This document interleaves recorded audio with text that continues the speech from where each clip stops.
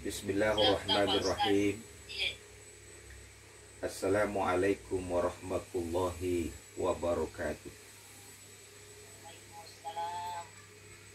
Alhamdulillah rabbil alamin. Wabihi nasta'inuhu ala umurid dunya waddin. Wassalatu wassalamu ala rasulillah wa ala alihi wa sahbihi ajmain, amma ba'du. Yang saya muliakan Ibu Kasih Layanan Rehabilitasi Sosial, Bapak Ibu, para hadirin dan hadirat yang berbahagia. Setiap makhluk yang diciptakan oleh Allah memiliki perangnya masing-masing. Ayam misalnya mewakili dunia binatang. Perangnya adalah bertelur, lalu kemudian dia arami menetas. Selesai itu, ayam itu kemudian disembelih, dan setelah disembelih, dagingnya dikonsumsi. Selesailah perangnya ayam sampai di situ. Pisang misalnya mewakili dunia tumbuh-tumbuhan. Dia diciptakan untuk berbuah. Setelah buahnya matang, pisang itu pun kemudian ditebang, lalu kemudian dikonsumsi orang, dan setelah dikonsumsi, selesailah perangnya pisang sampai di situ. Manusia diciptakan oleh Allah juga punya perang. Al-Quran mengingatkan mahalak tahasa batila.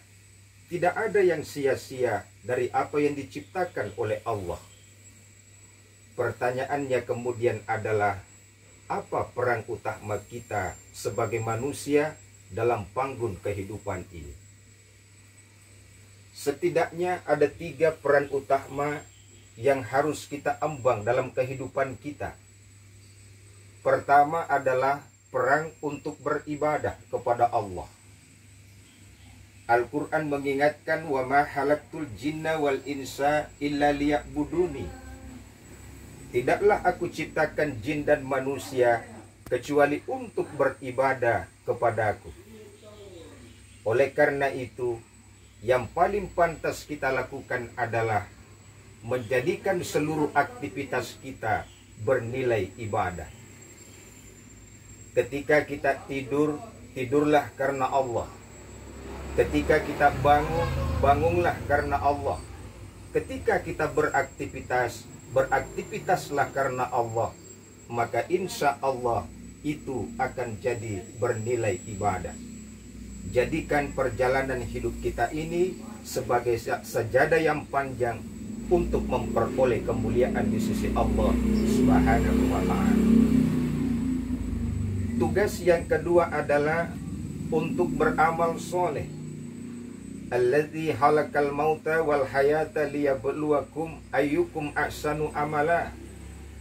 Allah mematikan, Allah menghidupkan. Untuk apa? Menguji siapa yang baik amalnya di antara kita. Untuk beramal soleh tidak mesti harus jauh-jauh.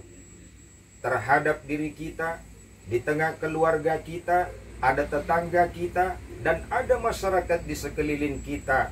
Ini adalah lapangan kita beramal soleh. Dan yang ketiga adalah menjadi khalifah. Allah Subhanahu wa ta'ala mengingatkan, inni ja'ilun fil ardi khalifah. Sesungguhnya aku ingin menciptakan seorang khalifah. Apa yang dimaksud dengan khalifah? Punya fungsi untuk mengantar sesuatu sampai kepada tujuan penciptaannya. Untuk menjadi khalifah tidak mesti harus jauh-jauh. Al-Quran mengajarkan, awali dari diri kita, kemudian keluarga kita. Ku ampusakum wa ahlikum nara, jaga diri dan keluargamu dari sentuhan api neraka. Rumusnya sangat sederhana. Bangsa yang baik terdiri dari masyarakat yang baik. Masyarakat yang baik terdiri dari keluarga yang baik. Keluarga yang baik terdiri dari pribadi-pribadi anggota yang baik. Maka kalau pribadi anggota keluarga baik, keluarga itu baik. Kalau keluarga itu baik, masyarakat itu baik. Dan kalau masyarakat itu baik, bangsa juga akan jadi baik. Pantas kalau Al-Quran mengajarkan awal kepemimpinan dimulai dari diri dan keluarga kita. Untuk menjalankan tugas-tugas dan peran ini, Allah memberikan kita kesempatan hidup, yang kemudian kita kenal dengan istilah umur atau usia. Umur manusia dibatasi oleh Allah rata-rata hanya antara 60 sampai 70 tahun. Kalaulah misalnya kita berhitung sebagai PNS, kita pensiun di usia 58 tahun. Maka itu artinya setengah abad kita manfaatkan hanya untuk berkantor, tidak punya nilai kalau kita tidak jadikan pekerjaan kita di kantor sebagai sesuatu yang bernilai ibadah. Dan setengah abad itu tidak mungkin akan kembali lagi. Nah, secara garis besarnya, usia manusia itu sering saya bagi dalam 4 kategori. Pertama, ada namanya usia balita. Balita itu artinya bawah 5 tahun. Ini yang biasa diantar ke posyandu, lalu kemudian ditimbang, diberi asupan makanan. Harapan kita supaya menjadi generasi yang lebih baik daripada kita. Di atas balita ini ada namanya usia jelita, jelang 50 tahun. Ini 49 ke bawah, termasuk kita yang lagi som. Kita sudah berada di usia jelita. Di atas jelita ini ada namanya lolita, lolos 50 tahun. Dan ini adalah usia di mana kita sudah banyak bertarung dengan persoalan-persoalan kesehatan. Dan di atasnya itu ada namanya usia lambat lodin, dan ini di antara usia 70 tahun ke atas. Maka Al-Quran mengingatkan kepada kita semua, wal asri innal insana lafi khusr. Manusia itu berada dalam wilayah kerugian yang sangat besar kalau tidak memanfaatkan waktunya dengan sebaik-baiknya. Untuk apa? Meningkatkan imannya. Untuk apa? Meningkatkan amal solehnya. Untuk apa? Saling mengingatkan di jalan Allah. Dan yang keempat, sabar di dalam menghadapi panggung kehidupan ini. Bapak Ibu hadirin yang berbahagia, mari sekali lagi kita jadikan pekerjaan-pekerjaan hari-hari kita, aktivitas-aktivitas kita, upayakan bernilai ibadah sehingga tidak ada yang sia-sia ketika kita menghadap kepada Allah Subhanahu wa Ta'ala. Jadikan pekerjaan kantor kita sebagai sajadah panjang untuk selalu mencetak kebaikan, sehingga ketika kita kembali kepada Allah menghadap dengan penuh kemuliaan. Saya A.A. Arifin Abdullah mengucapkan selamat beraktivitas. Billahi taufiq wal hidayah. Wassalamualaikum warahmatullahi wabarakatuh.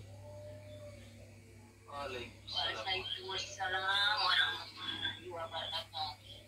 Demikianlah tadi kultum telah kita bersama-sama dengar, dan mudah-mudahan apa yang disampaikan oleh Pak Ustaz bisa menjadi bisa kita aplikasikan dalam kehidupan sehari-hari. Intinya adalah bagaimana kita manusia ini bisa punya kegunaan terhadap orang lain dan berbanyaklah ibadah.